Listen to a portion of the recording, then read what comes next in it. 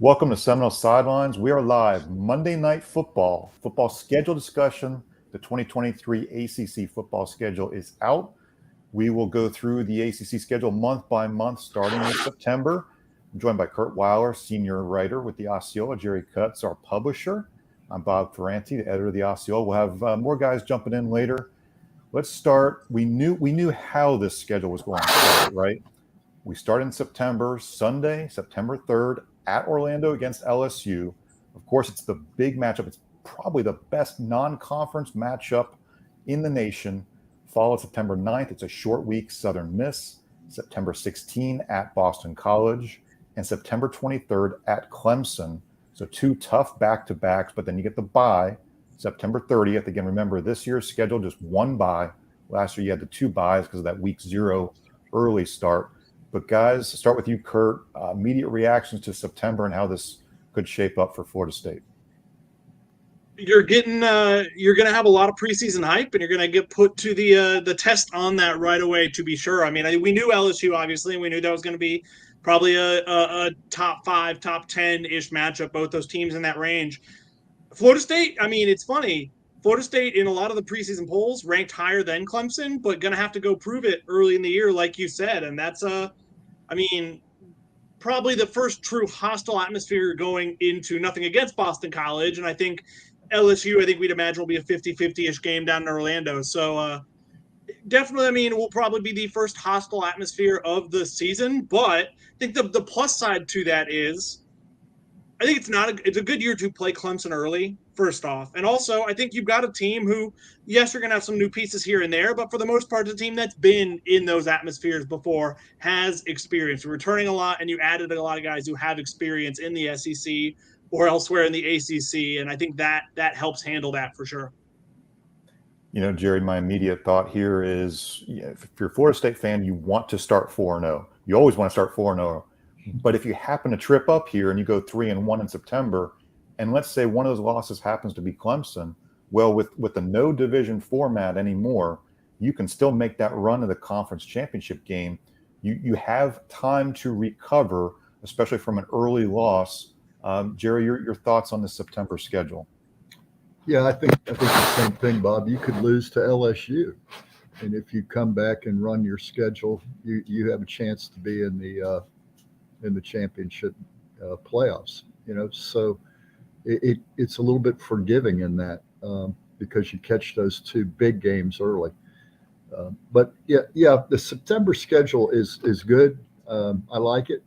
The thing only thing that concerns me is the short week before Southern Miss. The coaches are going to have to be ready for that. That'll be tough.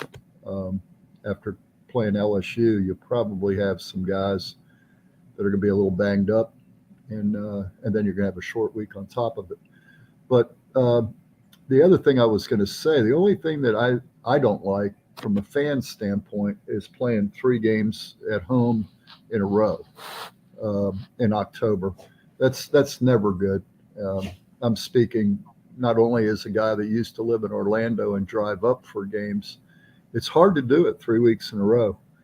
And the second thing, as the former booster guy that worked with the ticket office on ticket sales, that it's not good to play 3 in a row when 70% of your season ticket holders live more than 150 miles away.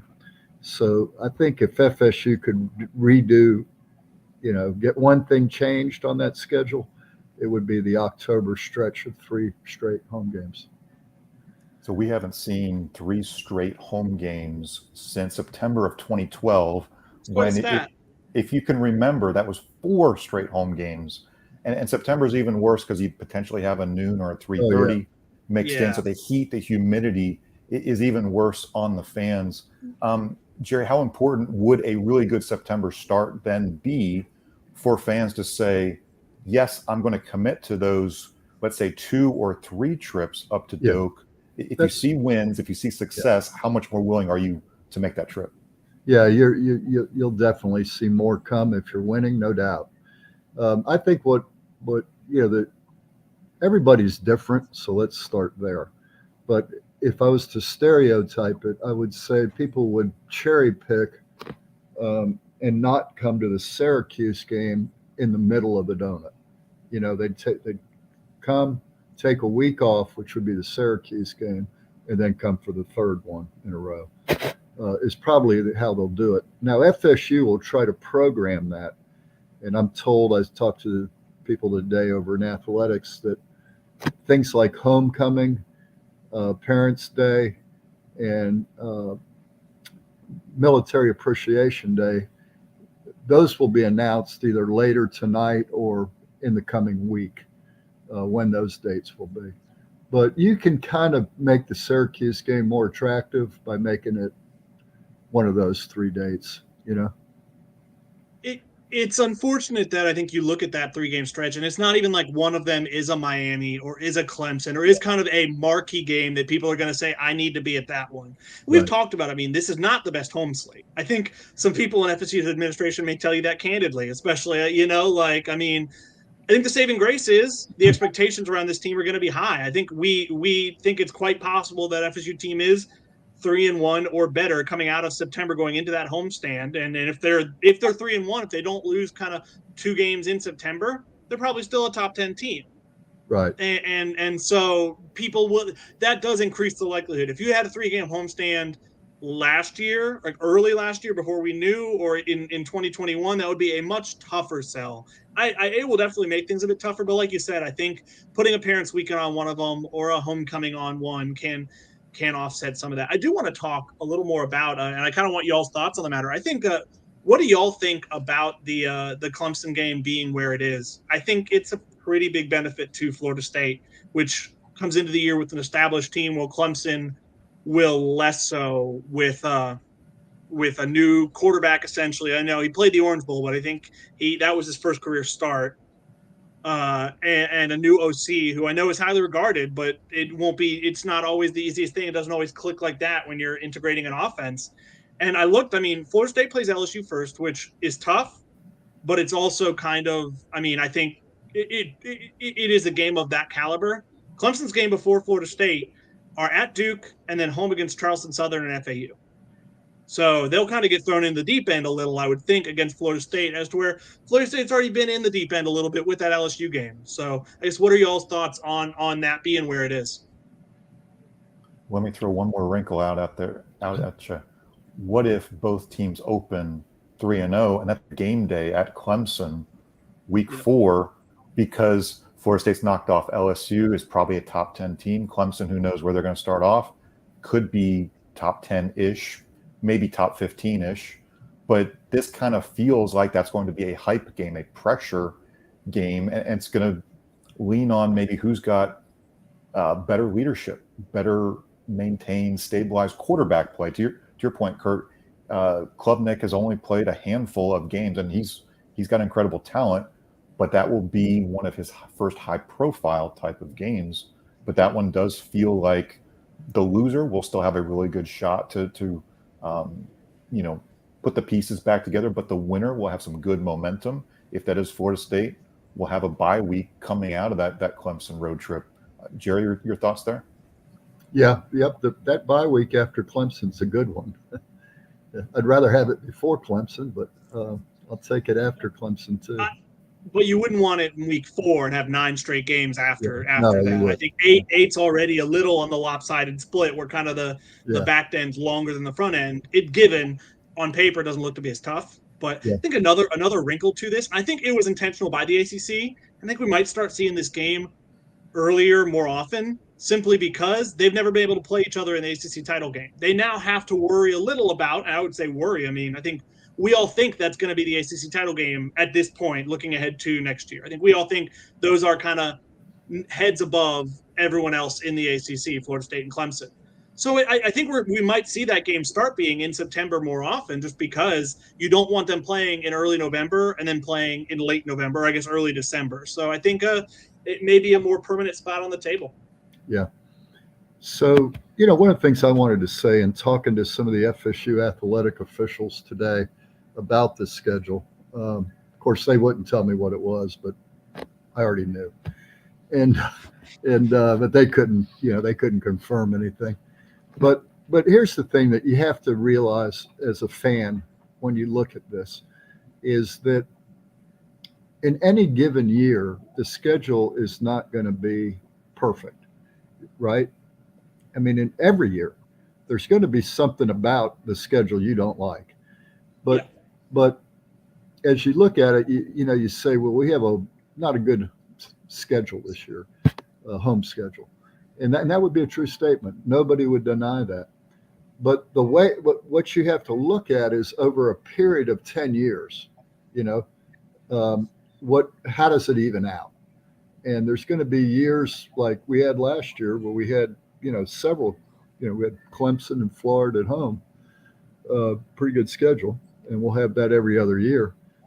But you just have to take a long view when you analyze the schedule, because in any given year, there's going to be things about it you don't like. And I think in talking with them about what they were looking for, the football coaches are looking for, where do you place the bye, and that's probably the most important thing to the football coaches. Where does the bye come? And the second thing is that the football coaches don't want is to stack your really your most highly ranked opponents back to back to back. You want to space them a little bit.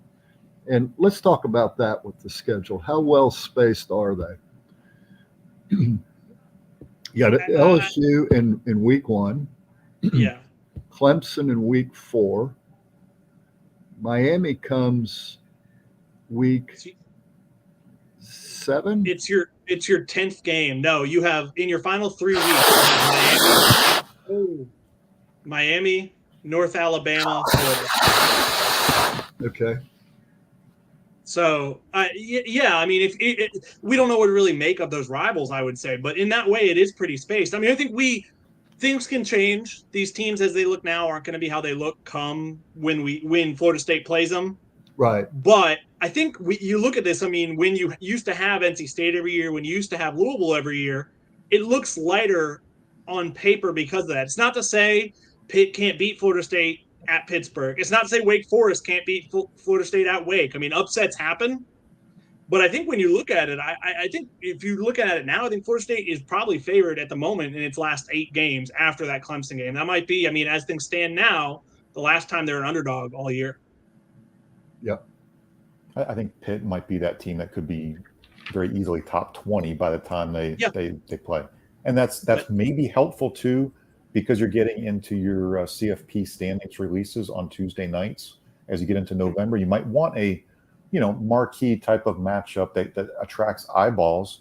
So as you come out of that October 28th game at Wake Forest, you go into November 4th at Pitt, November 11th, Miami at Doak, November 18th, North Alabama, and then you finish at the Swamp at Florida. So yes, you do have 2 rivalry games within 3 weeks. That presents its own challenges. I still feel you're better than your rivals, and it presents you opportunities in the eyes of the voters. The college football standings voters will be looking at, which teams have the best appeal, not just wins and losses. So this shapes up to be a very, very interesting November finish. Jerry, you have some thoughts on Pitt, Miami, North Alabama, and Florida to wrap it up? Yeah, that's what I was looking at. Was you're looking at week 8? You have FSU versus Miami, right? And then week 9, FSU at Wake, and week 10, FSU at Pitt. Those 3 games are pretty challenging. Week 11 is North Alabama, and week 12, Florida.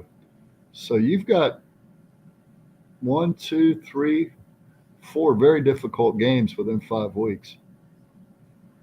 Yeah, I mean, Florida State hasn't won at Wake Forest since 2017. The last 2 trips there haven't gone especially well. The 2019 game was it felt like an early nail in Willie Taggart's coffin, and then obviously the 2021 game where Jordan Travis got hurt and you were messing with you were having to go out there with Mackenzie Milton and didn't always go well. So no, I mean, I was going to say I felt like that Wake Forest game was the one game we got dominated in.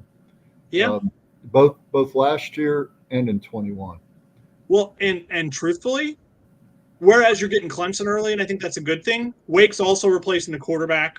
Right. Wake's replacing a wide receiver. Getting them later in the year, they'll probably have figured out some of those early season things where that's a team you might not almost mind playing them in that Boston College spot week 3 where they're probably still not figured a lot out. I mean, as good a coach as we've seen Dave Clawson be time and time again, they're going to have a lot figured out by then. And he's going to be talking about, I mean, the winning streak. I think 3 in a row they have over Florida State.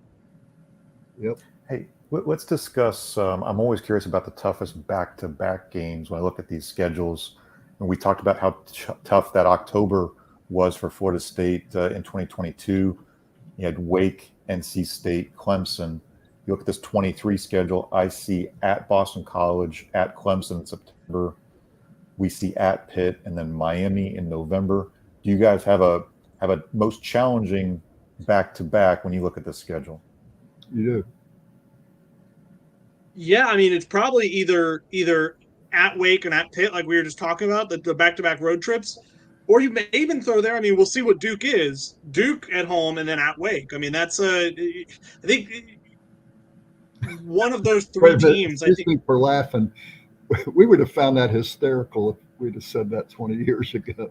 You're not wrong. I mean, Duke that has never won at Florida State. It's never won in Tallahassee. I think they're 0-10. Yeah. But I mean that might be your second best home game. As crazy as that is to say, I mean, that might be your second best home game behind Miami. And you've got a kid there that is going to be in the Heisman Trophy discussion at some point. And we have a couple on the schedule: the Pitt quarterback, maybe, and maybe the Duke quarterback. We know Klubniak already is. So there's some pretty good quarterbacks still in this league. It'll be interesting. It's interesting. I mean, we talked about Jordan wasn't really in that conversation last year, and I would say now he could very well, lead that list of ACC quarterbacks. It's funny how much things change in a year. I think we would have looked at this schedule a lot differently this time last year too. It does bear mentioning. I think if this had been the 21 schedule, we would things can change drastically in a year. I think we didn't.